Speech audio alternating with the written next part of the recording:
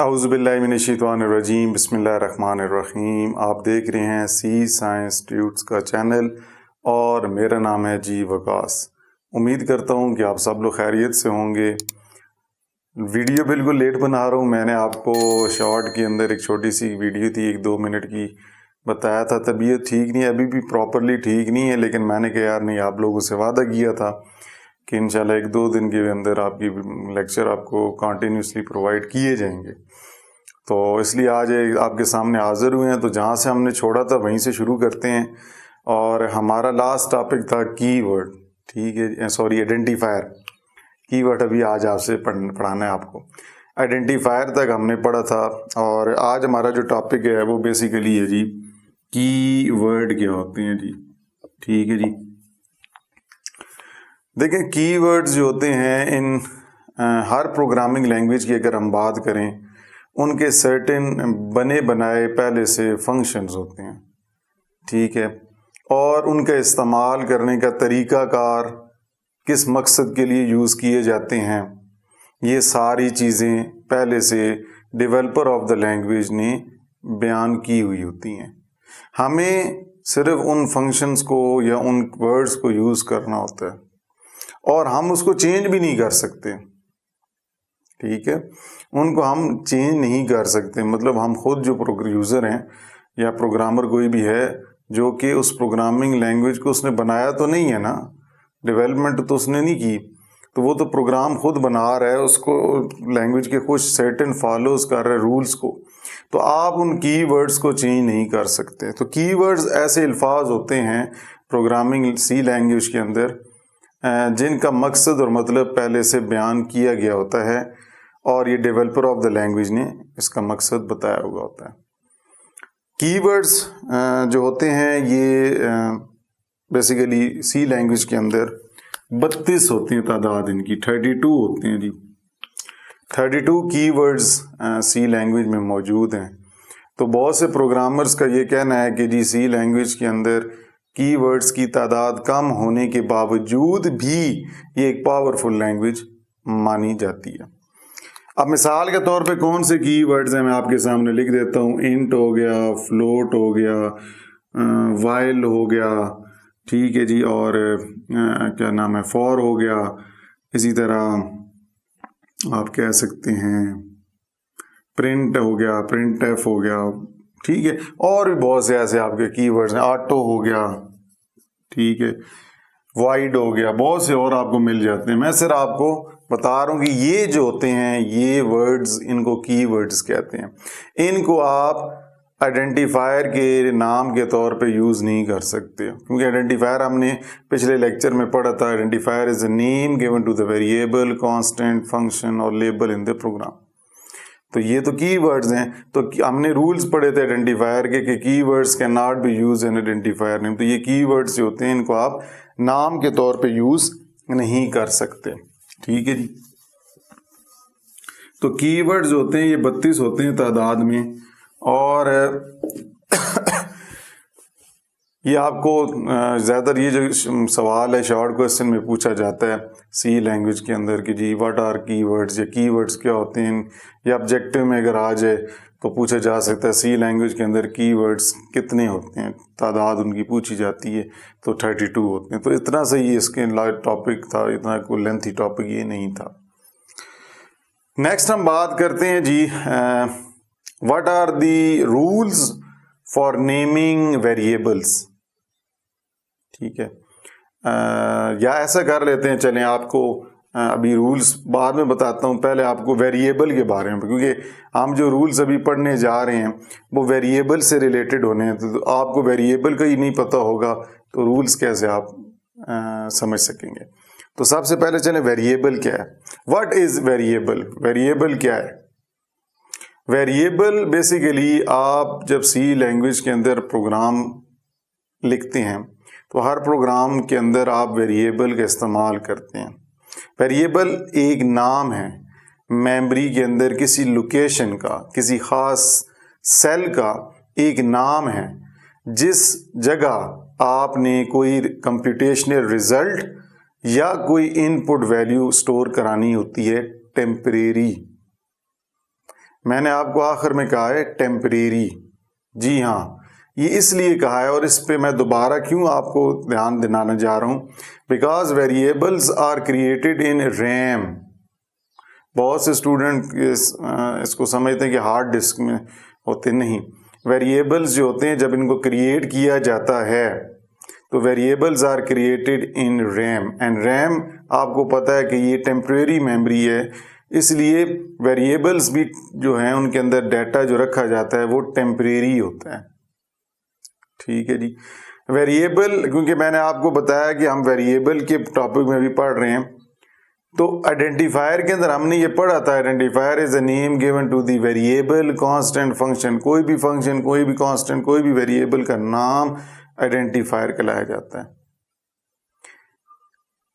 लेकिन अभी हम वेरिएबल का पढ़ रहे हैं, तो वेरिएबल एक मेमोरी लोकेशन है, मेमोरी लोकेशन का नाम है जो कि टेम्परेरी होता है। उसके अंदर हम कोई रिजल्ट, कोई इनपुट वैल्यू स्टोर कराते हैं।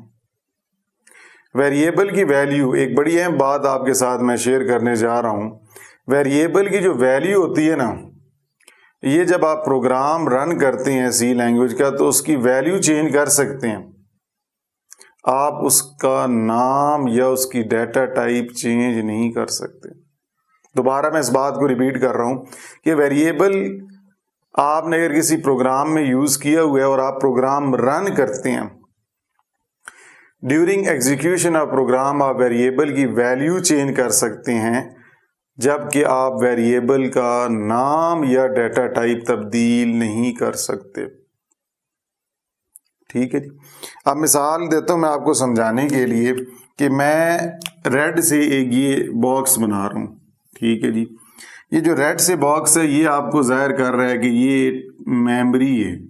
क्या है जी? मेमोरी कौन सी जी? रैम। ठीक है जी। फिर मैंने इसके अंदर क्या किया कि मैंने एक लाइन यहाँ पे नीचे लिख दी, इंट एन।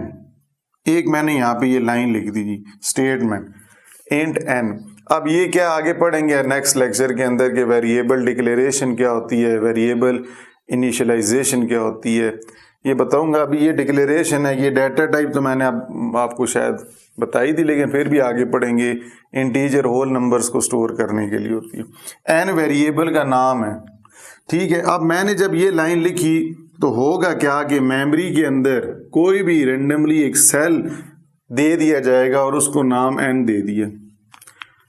हो सकता है इस मेमोरी के अंदर बहुत से और भी सेल्स हों और जगह पे बहुत से एड्रेसेस मौजूद हों, लेकिन मैं आपको एक रेंडमली एक नॉर्मल एग्जांपल के तौर पे समझा रहा हूँ कि जब आप ये वेरिएबल डिक्लेयर करते हैं तो उसमें से कोई रेंडमली रैम में से कोई एक सेल अलॉट कर दिया जाता है, उसकी लोकेशन को नाम दे दिया जाता है जो कि हमने डिक्लेयर किया था एन। अगर नेक्स्ट लाइन पे यहाँ पे मैं लिख दूँ एन इज इक्वल टू 10, तो मैंने क्या किया कि 10 की वैल्यू एन के अंदर स्टोर कराने जा रहा हूँ। ये भी आगे पढ़ेंगे, परेशान अभी नहीं होना। तो दरअसल हमने क्या किया कि 10 की वैल्यू इस सेल में स्टोर करा दी। ये 10 जो है ये वैल्यू है, एन जो है ये वेरिएबल का नाम है और ये रैम है, टोटल रैम है। रैम के अंदर वेरिएबल जब हम बनाते हैं तो उसमें से कोई ख़ास एक सेल जो होता है वो हम रैम को देते हैं, रैम के अंदर वेरिएबल को देते हैं। और क्यों देते हैं? क्योंकि हमने वेरिएबल का रिजल्ट या इनपुट हमने जो करानी होती है उसको यहाँ पे टेम्परेरी स्टोर कराना होता है। इसके बगैर नहीं आप स्टोर करा सकते। आप प्रोग्राम क्लोज करेंगे तो ऑटोमेटिकली ये जगह रिलीज कर दी जाएगी, फ्री कर दी जाएगी, और फिर इस जगह को बाद में कोई और वेरिएबल यूज कर सकेगा। तो ये तो थी रैम के अंदर वेरिएबल जब आप डिक्लेयर करते हैं तो किस तरह ये लोकेशन प्रोवाइड की जाती है, उसके अंदर वैल्यू कैसे होती है। अब एक सवाल यहाँ पे आता है कि गार्बेज वैल्यू भी कहा जाती है। ठीक है जी। एक सवाल आता है, what is garbage value? Garbage value क्या होती है जी? देखिए, अगर बेसिकली जब हम वेरिएबल डिक्लेयर करते हैं तो हम एक कंपाइलर को एक जगह बता रहे होते हैं। कंपाइलर जो होता है वो ट्रांसलेटर जिसमें हम कोड लिखते हैं, उसको हम बता रहे होते हैं कि हमने इस तरह का वेरिएबल है ये इस्तेमाल करना है और इसके अंदर हमने ये रिजल्ट स्टोर करना। मैंने जिस तरह एंड किया तो मैंने कंपाइलर को इस स्टेटमेंट के थ्रू ये बताया कि मुझे इस वेरिएबल के लिए 2 बाइट्स की जगह उस पूरी मेमोरी में से दे दें। ठीक है, इंट क्योंकि 2 बाइट्स की जगह लेता है। जब मैंने ये लाइन डिक्लेयर की तो मैंने दरअसल कंपाइलर को बताया कि n वेरिएबल के लिए 2 बाइट्स की जगह दे दें, तो ये कंपाइलर ऑपरेटिंग सिस्टम के अंदर जाके रैम को प्रोवाइड करेगा इंस्ट्रक्शन और रैम से 2 बाइट की जगह उसे मिल जाएगी। अगर फर्ज करें वो जो जगह दी जा रही है उसमें कोई टेम्परेरी कोई ऐसा डाटा जो रिमूव फुली नहीं हुआ वो वहाँ पे मौजूद है और वो जगह भी दे दी गई है, मिसाल के तौर पे यहाँ पे कोई जगह दी गई है और इसके अंदर पहले से कोई वैल्यू 0xff पड़ी हुई है, कोई रेंडमली कोई एड्रेस या कोई आरजी टेम्परेरी वैल्यू पड़ी हुई है।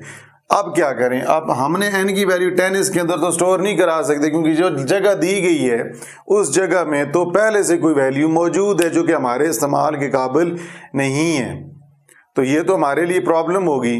अब ये तो मैं आपको बता रहा हूँ ना कि इस तरह होता है, प्रॉब्लम आती है, लेकिन आपको इस तरह तो नहीं पता चलता। जब आप रन करेंगे तो आपको अनएक्सपेक्टेड रिजल्ट मिलेंगे, तो उससे आप अंदाज़ा लगाएंगे कि आपने ये प्रॉब्लम आपके यहाँ आई है। लेकिन ये बेसिकली प्रॉब्लम आती ज़्यादातर, ये जो अभी आपको होता है ये तो आरजी टेम्परेरी कहीं ना कहीं आपको लोकेशन कभी कभार ऐसे प्रोवाइड की जाती है जो वहाँ पे वैल्यू पड़ी हो, लेकिन मेजॉरिटी नहीं होती। लेकिन सबसे बड़ी प्रॉब्लम ये तब आती है गार्बेज वैल्यू की, इस तरह की रैंडम वैल्यूज़ जो आपको दी जाती हैं उस लोकेशन की, जब आपने वेरिएबल को इनिशियलाइज नहीं किया होता। इनिशियलाइजेशन करना बहुत ज़रूरी है। ये वाली जो मैंने लाइन लिखी थी ये बड़ी ज़रूरी है। अगर आप ये नहीं बताएंगे तो कोई भी वैल्यू पहले वहाँ पे पड़ी होगी, क्योंकि आप जब तक वैल्यू असाइन नहीं करेंगे तो वो वहाँ पे तो कोई भी वैल्यू मौजूद हो सकती है। अगर आपने प्रोग्राम चलाने से पहले आपने असाइन कर दी है तो फिर उस लोकेशन पे कोई वैल्यू अगर पड़ी तो उसकी जगह रिप्लेस हो जाएगी। अगर नहीं आपने असाइन किया तो वो रैंडमली कोई भी आपको वैल्यू उठा के वहाँ से दे देगा। इसलिए सबसे पहले ये ज़रूरी है कि आपने इस गार्बेज वैल्यू से बचना है, जो ऐसी वैल्यू जो कि हमारे इस्तेमाल के काबिल नहीं होती। तो इससे बचने के लिए आप क्या करें, वेरिएबल को इनिशियलाइज कर लें। आगे पढ़ेंगे इनिशियलाइजेशन का।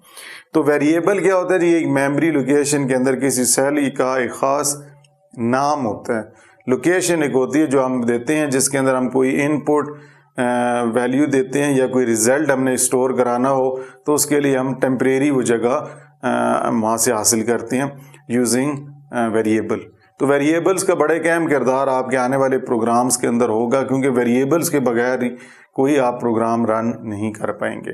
तो आज के लेक्चर को इन्हीं 2 टॉपिक्स तक महदूद रखते हैं। जो एक छोटा सा पढ़ा था कीवर्ड क्या होता है, रूल्स मैंने कहे थे आज पढ़ा दूं, लेकिन ड्यूरिंग लेक्चर मुझे याद आ गया कि दी रूल्स पढ़ाने से पहले वेरिएबल का पता हो ना। रूल्स हम वेरिएबल के पढ़ने जा रहे हैं लेकिन वेरिएबल का पता ही नहीं है, तो वेरिएबल मैंने कहा चले अब पढ़ा देते हैं, अब ज़्यादा लेंथ ही नहीं करते, तो वेरिएबल तक महदूद रखते हैं। वेरिएबल पढ़ा दिया आपको, कीवर्ड्स आपको बता दिए हैं। नेक्स्ट इंशाल्लाह लेक्चर में रूल्स और उससे आगे इनिशियलाइजेशन डिक्लेरेशन टॉपिक पढ़ेंगे। बड़े इंटरेस्टिंग टॉपिक्स हैं।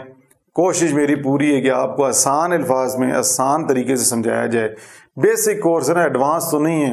एडवांस भी कराना हुआ तो फिर उसके ऊपर भी करेंगे, लेकिन पहले बेसिक तो हो जाए, क्योंकि एडवांस के अंदर मुझे खुद भी थोड़ा सा स्टडी करना होगा, तो वो इंशाल्लाह आपको कराएंगे। अगर वो आपने यहाँ पे सपोर्ट की सी लैंग्वेज के अंदर तो C++ के एडवांस के अंदर भी हम चीज़ें पढ़ेंगे। लेकिन आपकी जब तक सपोर्ट नहीं होगी तो मेरे लिए जाहिर सी बात है एडवांस कोर्स के अंदर लेक्चर्स प्रोवाइड करना मुश्किल हो जाएगा। तो आपकी जब तक सपोर्ट रहेगी उस वक्त तक आपको इंशाल्लाह अच्छे लेक्चर्स प्रोवाइड करेंगे और बेनिफिट आपको मिले। बड़े बड़े स्टूडेंट्स या ट्यूशन्स भी पढ़ते हैं, तो मैं तो आपको कोई ना आपसे फ़ीस ले रहा हूँ, सिर्फ फ़ीस इतनी है कि लाइक कर दिया करें अगर आपको वीडियो पसंद आती है और आपने मोबाइल पे देखना होता है। तो उस ट्यूशन्स में जाने से बेहतर है, प्रोग्रामिंग बहुत से लोग ट्यूशन्स भी पढ़ते हैं, तो बेहतर है कि आप लोग यहाँ पे सीख लें। ठीक है जी, तो इंशाल्लाह नेक्स्ट वीडियो में आपसे मुलाकात होगी बड़ी जल्द, क्योंकि आप इंशाल्लाह मैं अपनी तबीयत मेरी जैसी भी रही वीडियो आपको लाजमी मिलेगी। तो मिलते हैं जी नेक्स्ट लेक्चर के अंदर, तब तक के लिए अल्लाह हाफिज़।